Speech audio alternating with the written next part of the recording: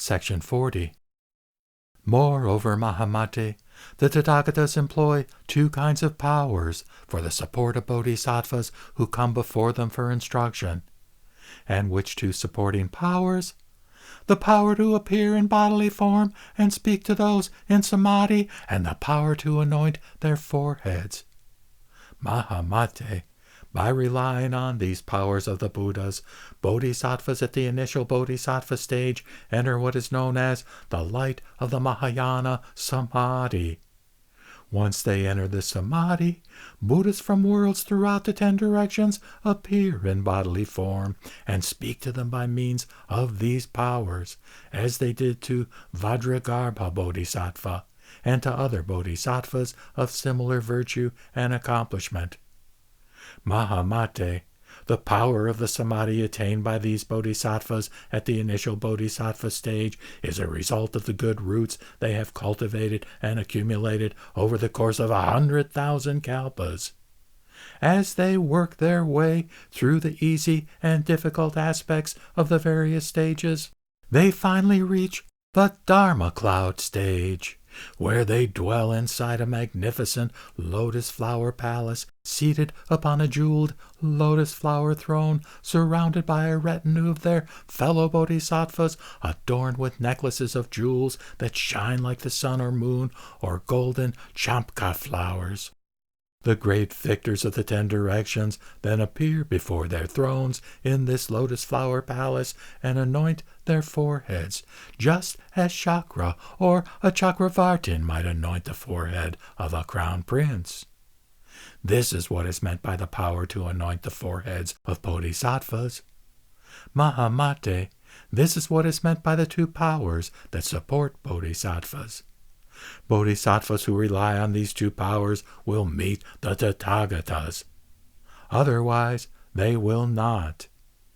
Moreover, Mahamate, all the special abilities of bodhisattvas regarding samadhi and teaching depend on these two powers of the Tathagatas. Mahamate, if bodhisattvas could teach without supporting powers of the Tathagatas, fools could do so too. And why don't they? Because they aren't supported by these powers. Mahamate, when Tathagatas enter a city, due to their great powers, music comes forth spontaneously from instruments as well as from hills and rocks and trees, and from city walls and palaces, not to mention from sentient beings, as those who are deaf, blind, and mute are liberated from countless forms of suffering. Such are the limitless powers of the Tathagatas to help others. Mahamate then asked the Buddha, Bhagavan, why do the Tathagatas, the Arhats, the fully enlightened ones, bestow their powers of support when bodhisattvas are in samadhi and anoint their foreheads during the higher stages?